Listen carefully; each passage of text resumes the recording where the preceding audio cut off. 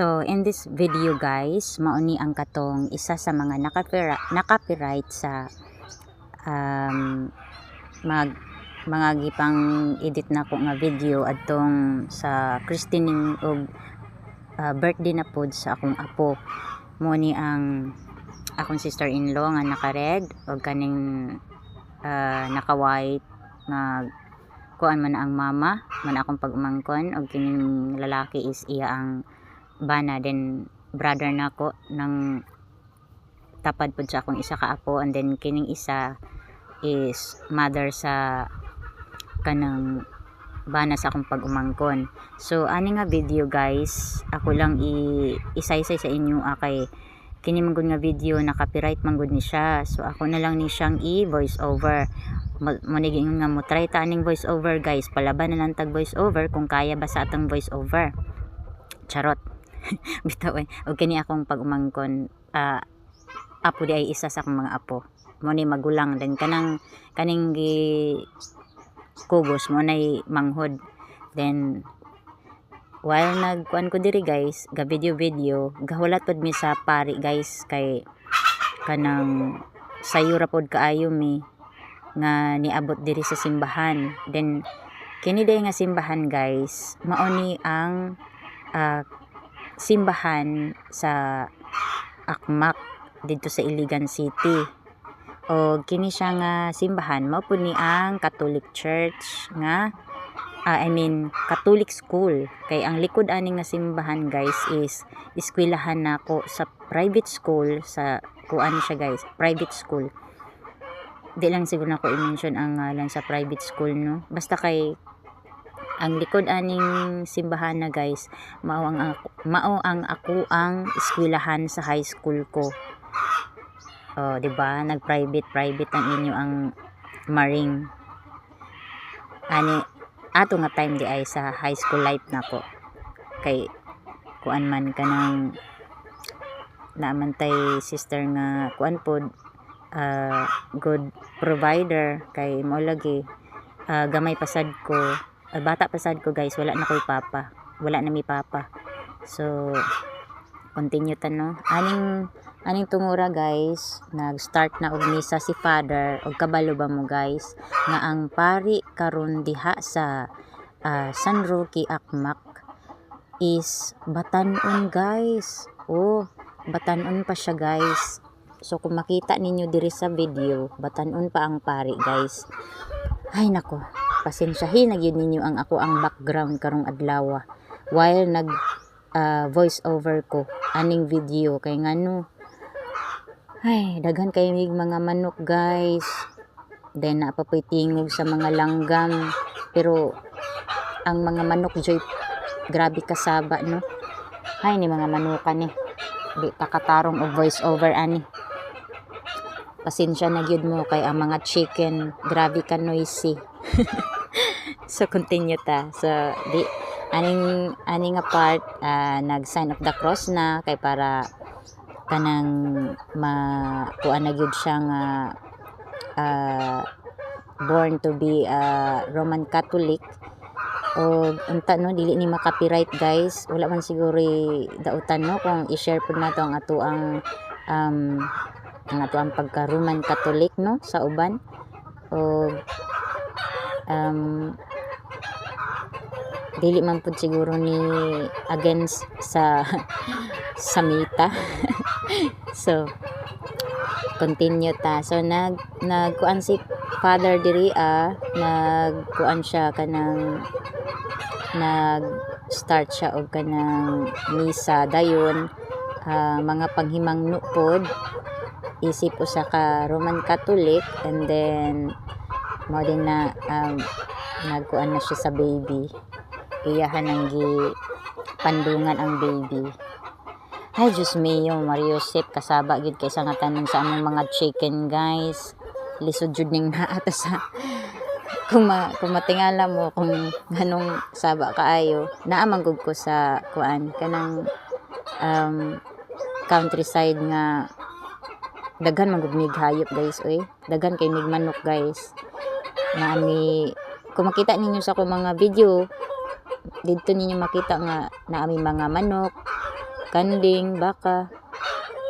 Then lain pa sad ning tingog sa kining langgam.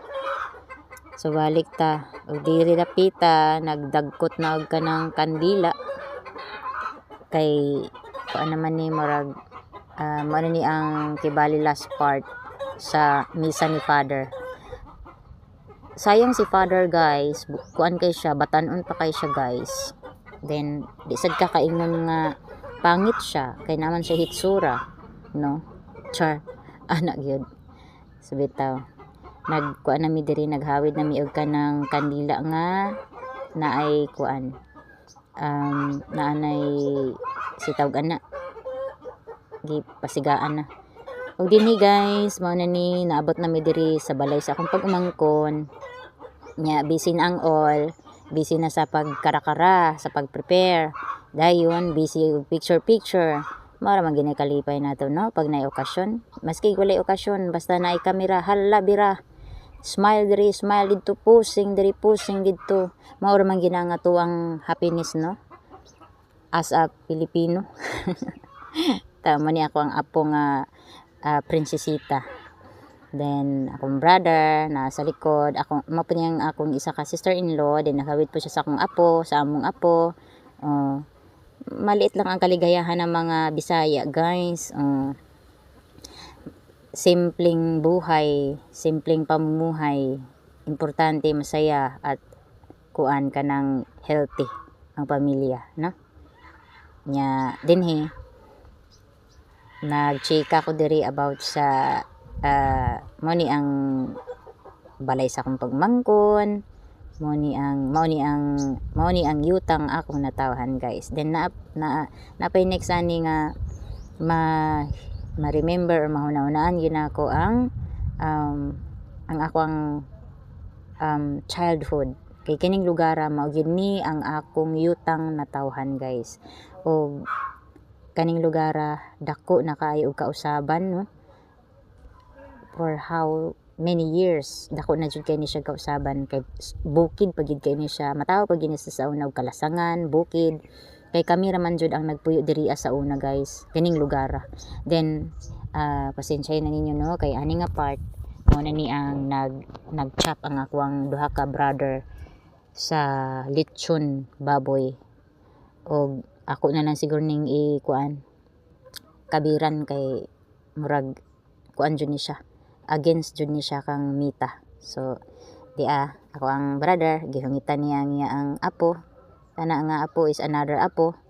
Then kanyang nakared ako sister-in-law. Wow, balik-balik naman taan So next is murag kuan na ni siya, busy na mi og wala pa di ay kuan day ni kanang nagampo pa, nagpray pa mi ani. Adi sir mi magbambam. Ay ha mi mangaon. Then kani siya guys, mo ni ang ako ang kamagulangan nga igsuon sa amang tanan. Nya nagkanta-kanta siya, nag-video kimi kay basta sa Pinoy mas kiog ka ng way okasyon or nay okasyon, dili gyud pwede walay karaoke guys. Naagi ng karaoke no, kay murag sa amo ang mga Pinoy manggod, ang pagkanta-kanta, ang pagkaraoke is kuan siya, stress reliever siya sa amo, dili lang sa ingon nga sa paglaag-laag or asa ba ninyo gusto mag lingaw-lingaw.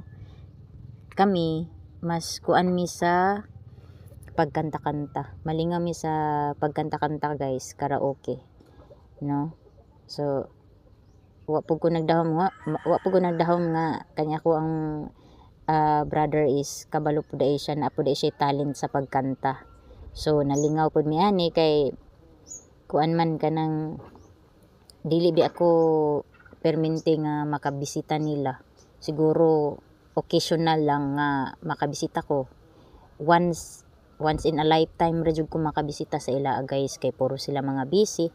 Then ako pod naana pod mi diri sa layo, distansya kayo, di lang jud ingon distansya kay sakyan mosakay pa jud ka og bus para lang jud maka adtog Iligan no. kay Misamis Oriental naman mi, then sila Iligan City, so kuan gid kaayo. Then kini guys, kini nga view guys, mo ni ang likod sa balay sa ako ang brother o sa akong pag-umangkon. Mao ni siya gid ang mga karaan na mo diri nga mga memories. Kay kini mga kuan man ni siya kanang mo ni ang nagpabili na lang guys nga nagpabilin nga lugar guys nga wala nakalbo. Kay halos ang lugar aning diri dapita guys puro na naay mga housing. Yes, na anay mga housing, maski unsa ka buntod guys, na anay mga housing, na ay mga subdivision, then dako na gid siya kausaban guys. So kani nga lugar guys, mao na lang jud ni ang part sa area aning dapita ang nabilin nga kanang matawag nato nga kanang memorable nga lugar. Dayon kanang ani nga kuan is storya ko ani about sa iyotang natawhan diri mi mag-agian sa una, dinhi ani gyud ang amo ang daghang memories nga dili na ko makalimtan sa akong pagkabata. Then gitudlo na ko sa inyo diha dapita nga diha sa ubos, pinakaubos gyud diha mao ang amo ang balay o kanang naa jud dira tanan guys ang ako ang childhood memories, as in na agyo diha tanan dinhing dapita. So medyo emotional tagamay kay kanang syempre mahuna-hunaan nato ang ato ang childhood memories, ang tanan-tanan nimong mga naagian sa bata pa ka na maski og wala pay kuryente sa una, wala pang mga gadgets, dili pa high technology.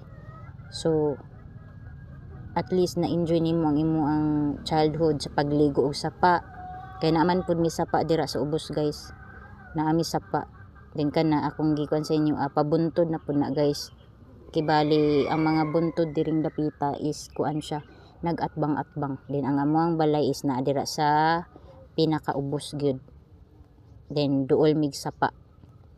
Nya sa bata pa ko, mora gini among lingaw sa una nga magligo-ligo mi og sapa. Kauban sa ako ang 2 brothers o sa akong mga igagaw. Pag time nga manglaag sila, laagon mi nila sa bukid. Kay kini siya bukid man gyud na siya guys. Bukid jud ni siya. Dili jud ni siya matawag og syudad, kay bukid jud ni siya. Pero karon dili na pud siya matawag nga bukid kay daghan na pud kaayo siya mga balay, subdivisions o kanang kuan na gyud siya. Kanang isa na gyud pud siya ka si tawag ana kanang kanang isa ka unity ba na siya by kuan man gud ni siya, dako man gud ni nga lugar. So nya pila ka subdivision, pila ka housing ang imong maagian aning lugar, no? So grabe gid ang kuan nako diri, mga memory, mga childhood memories nako.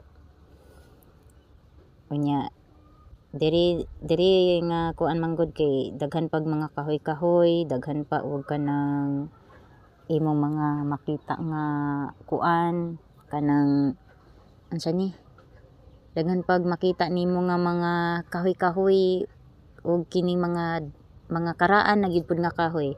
Pasalamat ra po ko sa akong mga igsuon nga naa pa diri na nga bilin, no? Kay wala pud nila gipang putol, wala nila gipang kalbo ang part ra pud sa mga yuta or bukid. Dayon ani pong kuan na naalingasahan pud ko ani sa mga manok, kay daghan gyapon kay mga binuhing manok akong magulang ani guys. Munang makita ninyo sa background na ay mga tangkal sa manok, na ay tangkal sa pato, na ay tangkal sa pati. Kay hilig man pud kay ni sila pamuhion, murag yapon og diri sa amoa ba, sa mong balay. Kay ang ako ang mama hilig pud og pamuhion. Munang kuan gid mi guys kanang kami nga tao is mahilig sa hayop. Mahilig mi mag buhi-buhi og mga hayop. Ya, grabe pan chika nako diri. Nya perti pa na akong hangad-hangad kay basin ning matagakan taghalas no. Kay basin niyag naihalas dira gikan sa mga dagkong kahoy nya mukalit lag ambak nya ambakan ta. Nya chika-chika ra ko dire kay wa man koy laing lingaw while nagkamulo pod tug kanang pangaon ang ubang mga bisita didto ni dalikyat pugog anhi diri. Nya sa akong pagchika-chika ani expected na jud nga lamokon ta pa akong taglamok. Nya pasensyahin na po niyo nga nagsigi kog hikap sa kong ilong kay nitukar ang ako ang kuan ana guys, kagid sa ilong. Basta ang kagid gani mo tukar magsige na jud kag pangatol. Dili lang ta ng allergy kay ang allergy para daw na sa pangdato. Diri tas kagid kay pobre man ta. So, na raw gyud ang kinabuhi no. Ay nako. Dugay pag kini nga voice over mahuman. Nya ako nang gipakita sa inyo ang mga manok nga binuhi sa kong igsuon. Mo na yung mga pets. Mo na yung mga pets guys, na pato, na mga sunoy. Nya napagi kuan diha, na pugo diha guys, na pate. So mao ginay kuan sa kong igsuon. Lingaw-lingaw pud niya guys. Ay nako. Namsa naman tao ni ay. While nag-voice over bitaw ko, nagsugba ko og kanang isda. Nya, naunsa po din niya akong isda diri nga namatay namang kalayo noon. O pagani ni na kuan. Pagi naluto. Ahak mo eh. Nya diri tungura guys. Ani nga kuan. Naapoy talent niya akong apo guys. May napud kay mo kanta. Sus Mariusip no. Murag kaliwat gid siguro namong singer. Pero wala man minisikat. Singer rami kaya ang kani among tingog pangbalay ra ni among tingog guys, dili pang sitawgana dili pang contest. Unang ay na lang mo katingala kay basta Pinoy karaoke is life man. Ay nako, nanapoy tingog motor guys. Nya naapoy ni agi nga na maligyag isda. Munang ay magkatingala nga nung mukalit og saba ang akong background kay saon man gyud nga daplin man pud mi karsada diri. Nya naay mukalit og agi nga mamaligyag isda, naay motor mo agi pati sa baa. Diri nagkontinue na pamigkaon ani mo ni ang panihapon guys. Kay nakuan man ko diri, nagabin-an man ko diri, pero dili ko diri matulog. O kani nga time mo na ni nagpahatod na ako sa umpag umangkon ani kay didto man ko matulog sa Granville guys, sa ako ang igagaw pod. Sa gi-stayhan ako sa first video part 1, makita niyo didto nga nag-stay ko sa akong igagaw sa Granville subdivision. So kani gihatod na ko ani sa akong pag-umangkon, pauli na ko ani padulong sa ubos kay ang Granville manggod guys naaubos aning lugara. Kani manggod siya nga kuan manggod ni pasaka ni siya nga lugar. Dayon ang ubos ani mao na ang National Highway. Dayon tuwa po didto ang kanang subdivision nga kuan ako ang ginaistihan pag maglaag ko diri sa Iligan City. So mana ni siya padulong na miani sa National Highway kay kini siya palugsong man ni siya nga kuan, pasulod manggod po ni siya nga lugar. So mara na siya dira guys. So bye.